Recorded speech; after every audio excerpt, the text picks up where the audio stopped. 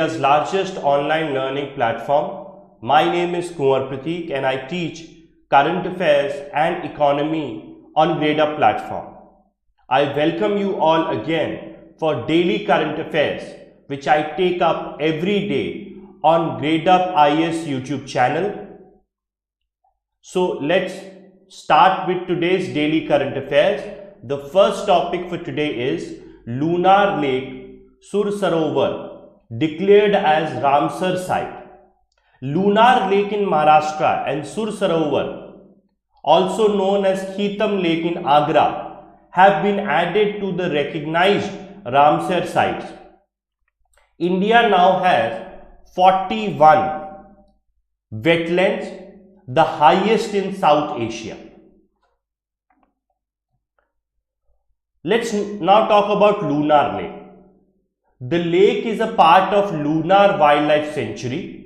It is situated in the Deccan Plateau volcanic basalt rock, which was created by an impact of a meteor 35,000 to 50,000 years ago.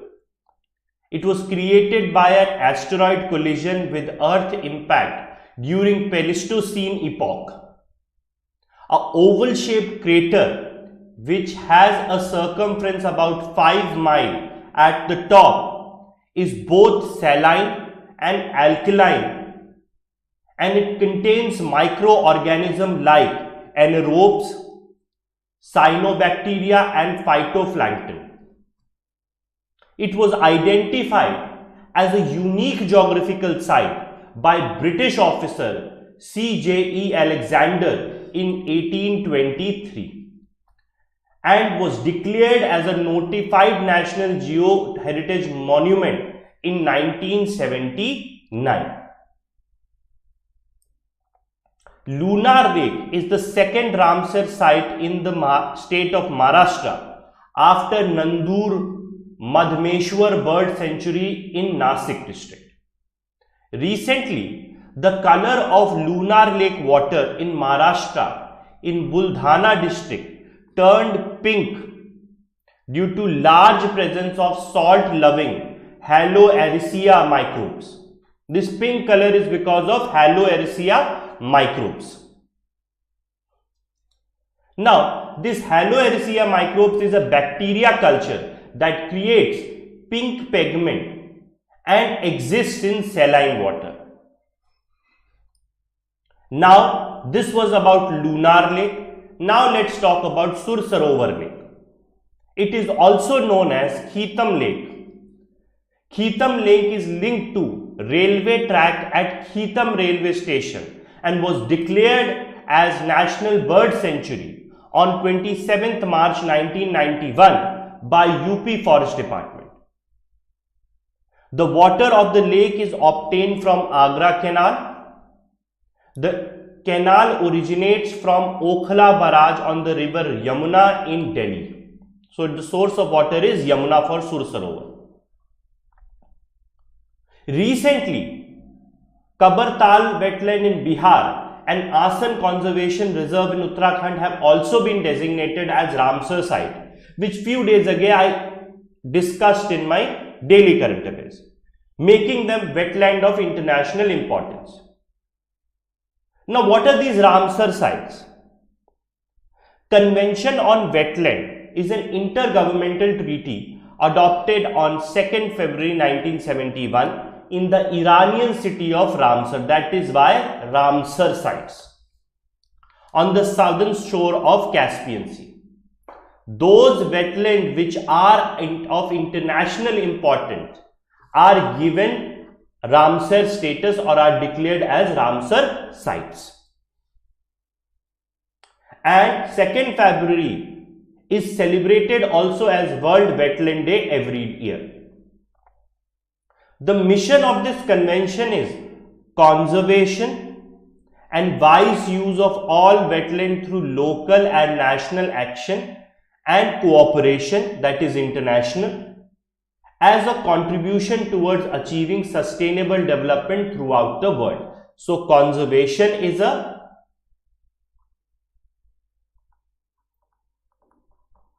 objective, then wise use is an objective, then there has to be local and national action, and there has to be international cooperation.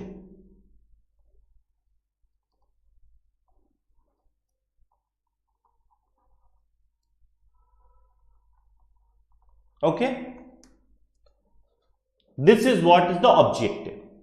The Secretariat of Ramsar Convention is in Gland, Switzerland. Now let's talk about this convention. Government agencies of the contracting parties that are nation are known as country's administrative authority.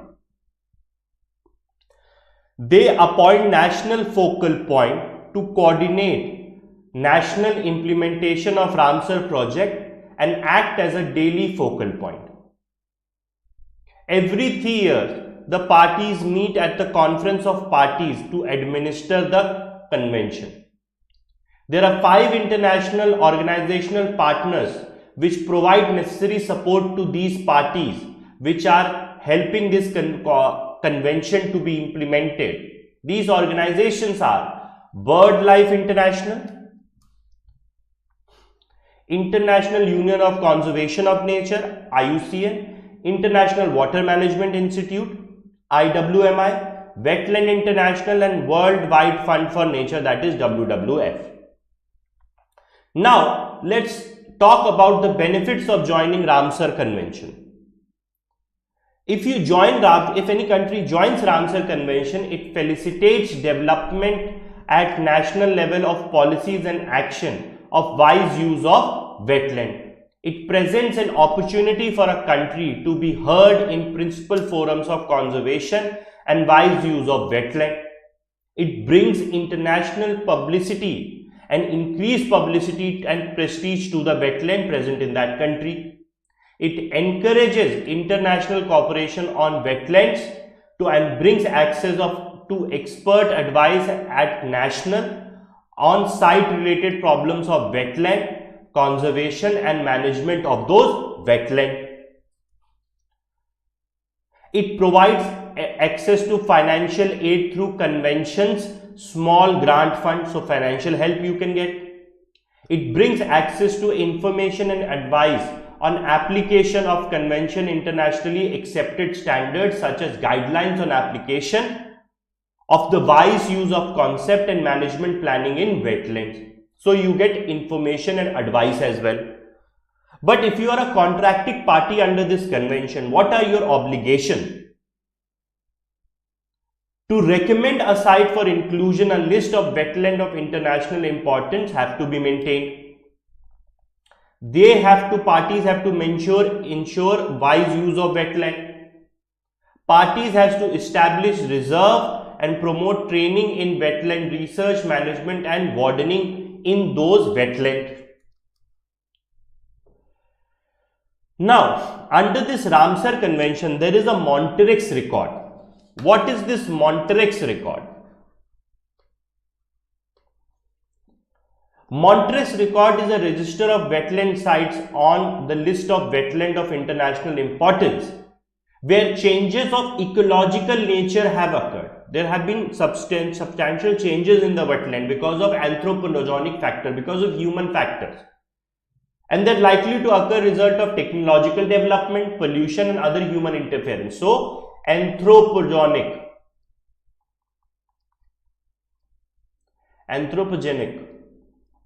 factors, that is human factors, are bringing about change in the ecological setup of that wetland. This Montreux record is maintained as a part of Ramsar site. At present,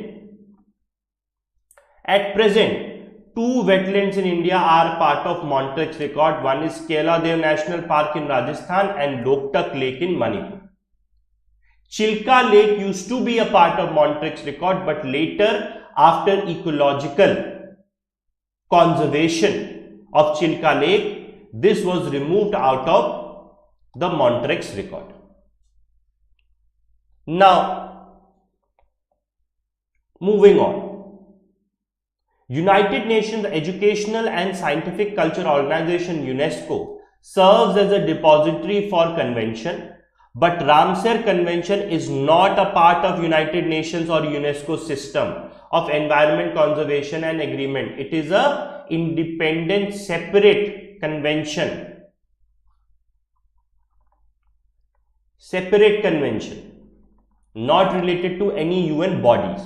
This is GS paper 3, environment. The source is the Hindu. Now, the next topic is pincer catalytic system. Recently, a research team in IIT Guwahati has formulated an efficient pincer catalytic system that transforms biomass waste into valuable chemicals. It is a very good technology.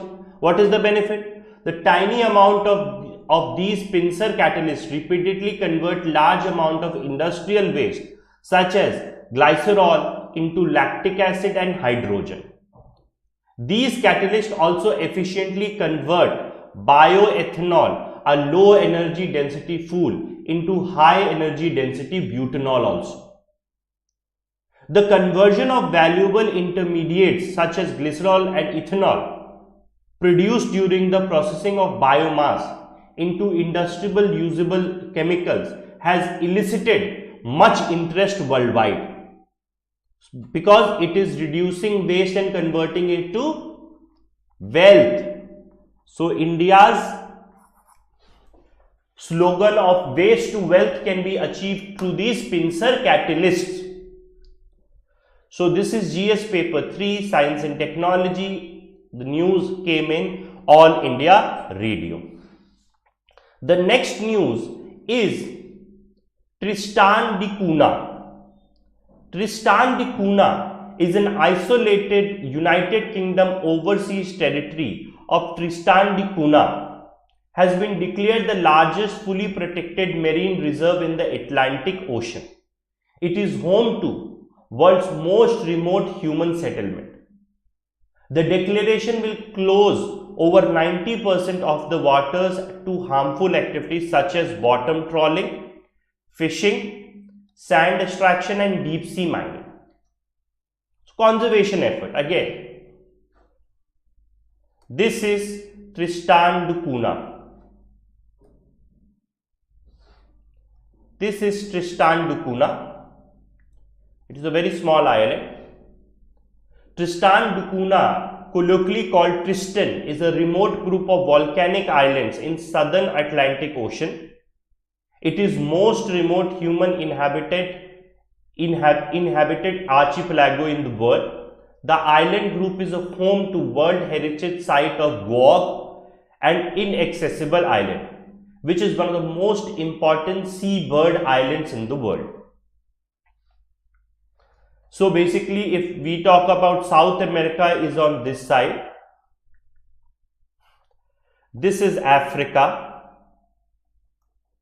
So if you are traveling from Rio de Janeiro, you have to travel some 2088 miles to reach Tristan da Cunha, and if you are traveling from Cape Town, you have to travel some 1491 miles in the sea to reach Tristan da Cunha.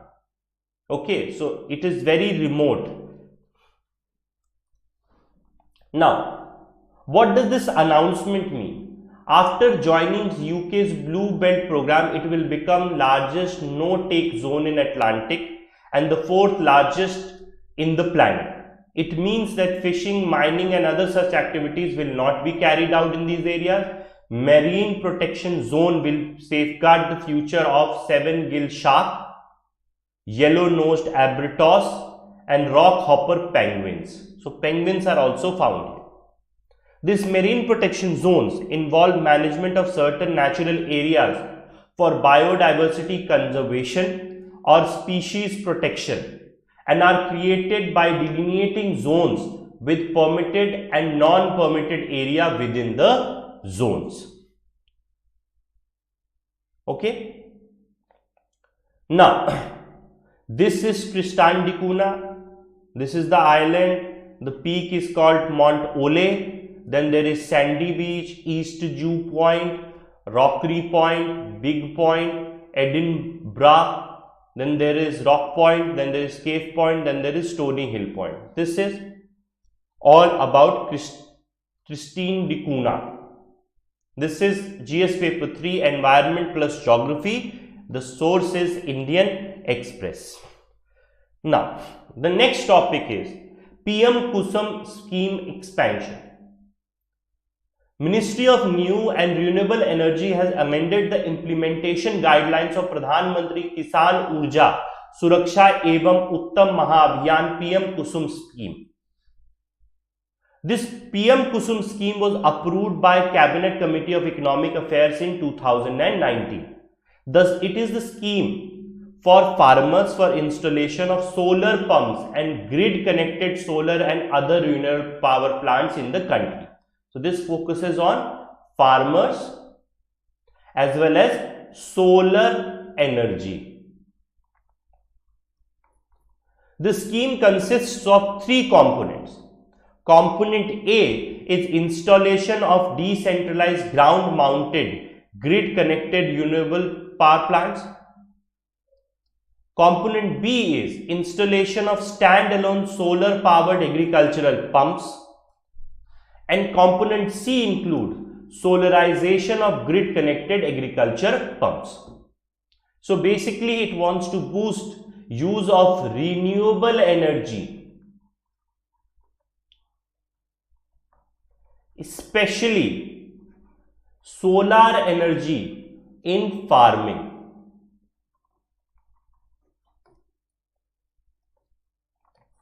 Okay. The ministry has issued following amendment clarification to the scheme's implementation guideline. The amendment in clarification for component A says the scope of this has been increased by including pastures land and marshy land owners farmer also.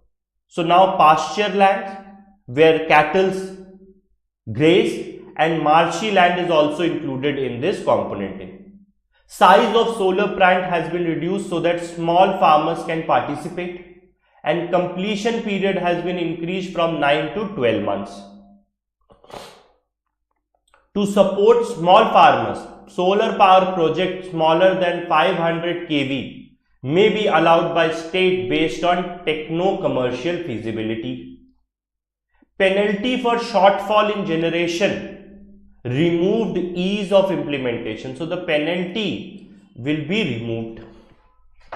Okay. Now, there shall be no penalty on RPG for shortfall of solar power generation for minimum prescribed capacity utilization factor. No penalty. Now, amendment in component B. Ministry of New and Renewable Energy will retain 33% of eligible service charges for nationwide information, education and communication activities. The order mentions that ministry may release 50% of eligible service charges for sanctioned quantity after placement of line LOA, letter of accusation for preparatory activities. The order allows either one or both of the following category of participants in centralized tendering: manufacturer of solar photovoltaic modules, or manufacturers of solar pumps, or manufacturer of solar pump controller using indigenous technology can bid for centralized tendering, or joint venture of any manufacturer mentioned above with the system integrator can bid for nationalized centralized tendering of solar pumps, solar photovoltaic modules. Amendment in component C is the ministry will also use 33% of service charges for information, education and communication activities. The provisions have been made for advance release of service charges to implementing agencies for preparatory activities. The ministry order says that Ministry of New and Renewable Energy may release 50% of eligible service charges for sanctioned quantity after placement of letter of accusation for preparatory activities, that is LOA. Now, the individual farmers having grid connected agricultural pumps are being supported to solarize their pump. So, Government of India wants that for farming agricultural pumps, solar energy should be used rather than conventional energy.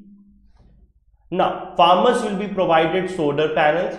They will be able to use generated solar powers to meet their irrigation need and sell surplus power to the DISCOMs. The DISCOMs, which is distribution companies, will buy the surplus power from the farmers at a predetermined rate to be decided by respective state electricity revenue corporations. Solar PV capacity up to 2 times of pump capacity in kilowatt is allowed under this scheme. So, if the solar PV capacity or the pump capacity is 100 kV, then 300 kV solar power plant will be established. This is GS paper 2 governance, but this is also GS paper 3 initiatives to help the farmers. The source is Press Information Bureau. So this was today's daily current affairs. Now before I end, I have a certain announcement. We have launched Gradeup Super subscription to help you in your IAS exam preparation. Gradeup Super subscription brings to you IAS 2021, a comprehensive course for GS prelims and mains. This course is available both in English and Hindi medium. So the question arises, what are you getting in this course? You will get 350 plus live GS classes, 325 plus PDFs and 5000 practice questions, additional classes for Yojana, India Yearbook, Kurukshetra magazine and CSAT, 30 plus mock tests for pre as well as mains, 12 GS tests for mains and 2 essay tests, 7 previous year papers. All this you are getting under our Gradeup Super subscription. So I will urge you guys to subscribe. Now, with this Gradeup Super, you get 11 plus structured live courses and 60 plus mock tests for UPSC Civil Services examination and UPSC EPFO examination. So one course is IAS 2021 comprehensive course of GS prelims cum mains. Then there is UPSC EPFO comprehensive course for prelims, in which you get 175 plus live classes, 3000 plus practice question, 10 mock tests, 170 chapter wise study notes. This is ideal for fresher and repeating students. There is a complete NCERT module for civil services examination 6 to 12th class, in which you get 100 plus live classes, 100 plus quizzes, 700 plus practice questions, 70 plus chapter wise notes. Moving on. Here these courses will be taught to you by our star faculties at Gradeup. There is Harshmit sir, who is a polity expert. Then there is Rohan Tyagi, who is a geography and ecology expert. Then there is Naman Jain sir, who is economy expert. Then there is Vasu Katara sir, who is ethics and internal security expert. Then there is B. Teja Sai sir, who is science and technology expert. Then there is Himani Suri, she is NCERT expert. And then there is Shailendra Singh sir, who is NCERT expert. And at last there is me. My name is Kunwar Prateek. I am expert in economics and current affairs, and I take up current affairs and economy topics on Gradeup platform. So these faculties will be teaching you. To get access to your preferred live course with Gradeup Super subscription, we have 3 Gradeup Super subscription plan. First is the 6-month plan. Per month you pay 2,500 rupees. If you buy our 6-month plan, then it is for 15,000 rupees. For 12-month plan, per month you pay 1,800 rupees, but our one-year plan is 21,600 rupees. For 2-year 24-month plan, you pay per month basically this much, 1,125. So if you buy our 24-month plan, you buy it for 27,000 rupees. So you have multiple options. It is not that expensive. You can join and start your preparation by grading up your preparation level. Along with this, we are conducting daily free classes on our Gradeup app. We are conducting daily editorial analysis at 12 p.m, UPSC EPFO classes at 5 p.m, special 5 lecture series in which you will get A to Z of each topic at 7 p.m. General studies for IAS. It is the IAS 2021 Ranker series we are conducting at 8 p.m. Then we are conducting daily current affairs on our Gradeup app at 9 p.m. So with this, I take your leave. Thank you very much. Please subscribe, like and share our Gradeup IAS YouTube channel. Thank you very much, guys.